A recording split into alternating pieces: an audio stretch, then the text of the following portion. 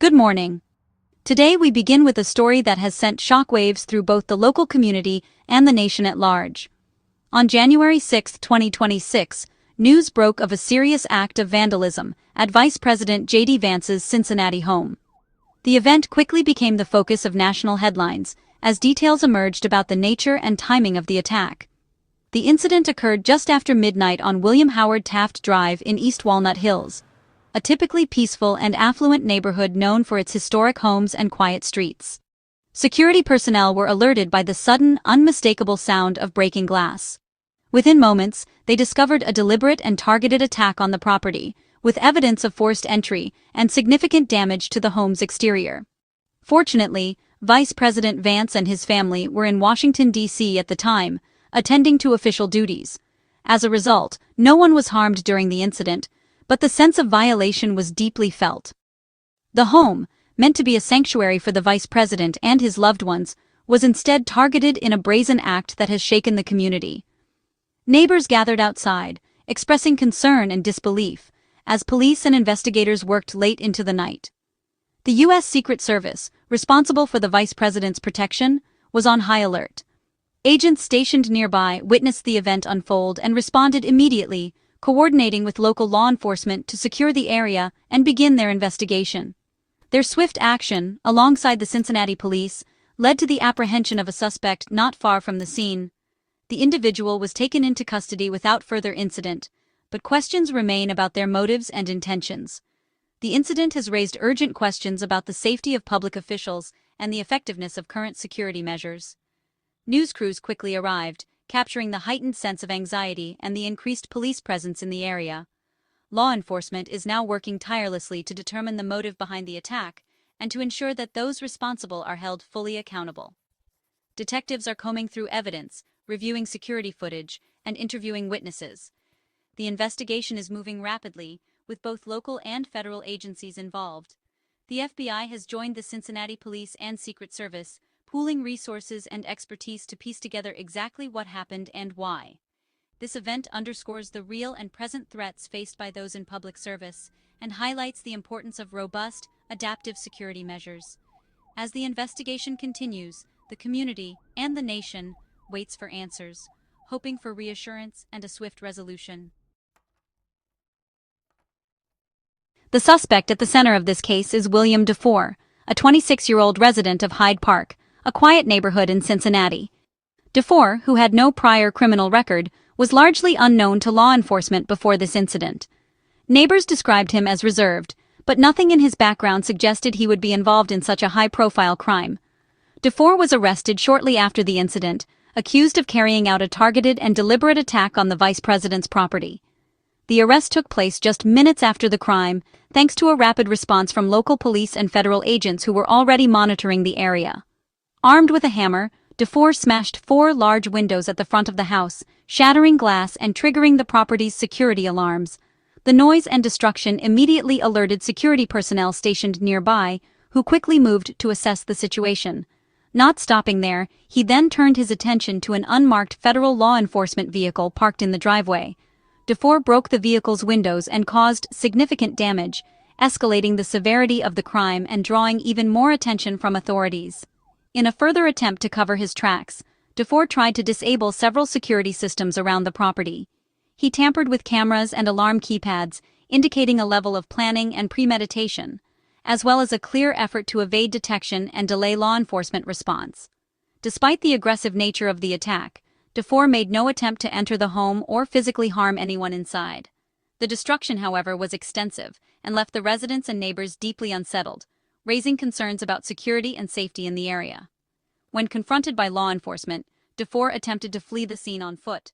However, he was quickly apprehended by a coordinated effort between Secret Service agents and local police officers, who managed to detain him before he could escape the neighborhood. After his arrest, DeFoor was taken into custody without further incident. He was transported to the Hamilton County Justice Center, where he was booked and held pending further investigation and charges. The details of the attack suggest a calculated effort to damage both property and security infrastructure, rather than a random act of vandalism. Investigators found evidence of planning, including tools and materials left at the scene. Now, investigators are working to piece together DeFoor's motives, his actions leading up to the attack, and any possible connections to larger groups or causes. They are also reviewing his digital footprint and interviewing acquaintances to better understand his intentions. The case has drawn national attention, not only because of the high-profile target, but also due to the boldness and planning involved in the crime. News outlets across the country have reported on the incident, sparking debates about security for public officials. As a result, DeFoor now faces serious legal consequences for his actions, including multiple felony charges related to property damage, attempted obstruction of justice, and interference with federal law enforcement operations. The legal process began almost immediately after his arrest, with prosecutors moving quickly to file charges and prepare for an initial court appearance. The community and the nation now await further developments as the case unfolds. Law enforcement's response was immediate and decisive. A Secret Service agent on site witnessed the vandalism and ordered DeFoor to stop.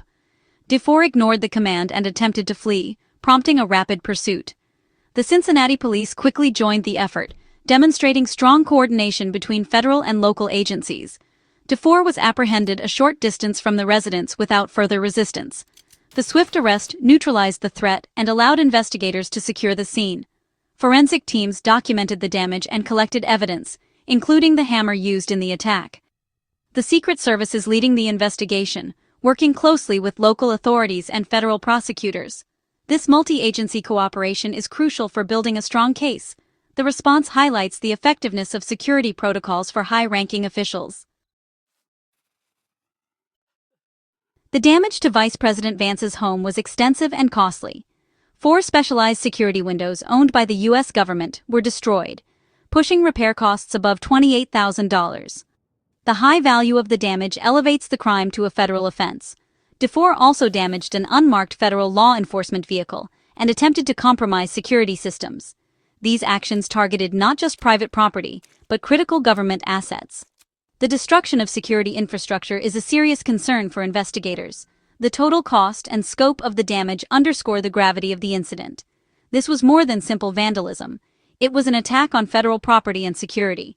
The case is being treated with the utmost seriousness by all agencies involved. William DeFoor now faces a daunting array of federal charges, each carrying serious legal consequences. The federal government has moved swiftly, underscoring the gravity of the alleged offenses and the importance of protecting national institutions.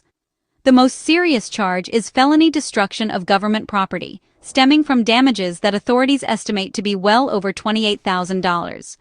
This charge alone reflects the significant impact of the incident, as federal law imposes harsh penalties for damaging property that belongs to the government or is used for official purposes. DeFoor is also accused of committing violence in a restricted area, specifically at the vice president's residence, which is under constant federal protection. Entering or causing harm in such a high-security zone is considered a grave offense, given the potential risks to national security. Additionally, DeFoor faces charges for resisting and impeding a federal officer after he attempted to flee from a Secret Service agent. This act of evasion not only endangered law enforcement, but also escalated the seriousness of the situation. Each of these charges carries significant penalties, with potential sentences that could add up to decades behind bars if DeFoor is convicted on all counts. The cumulative effect of these allegations places his future in serious jeopardy. The U.S. Attorney's Office is leading the prosecution, highlighting the national importance of the case and the government's commitment to upholding the rule of law in matters involving federal officials and property. These federal charges send a clear and unmistakable message. Any attacks on government officials, their residences, or federal property will be met with the full force of the law and severe consequences. The legal proceedings will unfold in federal court, entirely separate from any state-level charges DeFoor may face, ensuring that the federal government's interests are fully represented. This case highlights just how seriously the government treats any threats or violence directed at its leaders and institutions, reinforcing the principle that such actions will not be tolerated. As the case moves forward, DeFoor's actions have placed him in significant legal jeopardy, and the outcome will be closely watched as a precedent for future incidents involving federal security. In addition to federal charges, DeFoor faces several local charges in Hamilton County. These include felony vandalism, obstructing official business, criminal damaging, and trespass. Local charges address the broader destruction and his attempt to evade law enforcement. DeFoor's criminal history reveals a pattern of similar offenses, including prior arrests for vandalism and trespassing. Previous cases involved mental health evaluations and treatment in lieu of conviction. His ongoing treatment at the time of this incident may influence court proceedings. The court will likely consider his mental health history in determining competency and sentencing. Prosecutors will use this pattern to argue for accountability. The case raises important questions about repeat offenses and public safety. Thankfully, Vice President Vance and his family were in Washington, D.C. during the attack. Their absence spared them from potential harm, but the emotional impact remained significant. Vance expressed gratitude for his family's safety and requested privacy, especially for his children. He asked the media not to show images of their home to protect their sense of security. Most outlets have respected this request, focusing coverage on the crime and investigation. The incident is a stark reminder of the personal risks faced by public figures and their families. Protecting their privacy is now a priority as the legal process unfolds. In the aftermath, officials released statements condemning the attack and praising law enforcement. Vice President Vance thanked the Secret Service and Cincinnati police for their swift response. Ohio Senator John Husted called for full prosecution, emphasizing the need for accountability. The U.S. Attorney's Office outlined the charges and potential penalties, reassuring the public that justice will be served. These statements project unity and resilience in the face of violence against public officials. The focus remains on upholding the rule of law and protecting democratic institutions. Public officials and prosecutors are determined to see the case through. The community has rallied in support of the Vance family and law enforcement. The message is clear: such acts will not be tolerated. With DeFoor in custody, the legal process is underway. He will first appear in Hamilton County Municipal Court to face local charges and enter a plea. The federal case will proceed separately, likely involving a grand jury indictment. DeFoor's mental health history will be a key factor, with new evaluations expected. The outcome could affect both competency and sentencing. Investigators continue to gather evidence and determine if DeFoor acted alone. The coming weeks will see court hearings, legal motions, and ongoing investigation. The public and media are watching closely as the case develops. The resolution will have implications for security protocols and public safety. The justice system is moving swiftly to address this high-profile crime.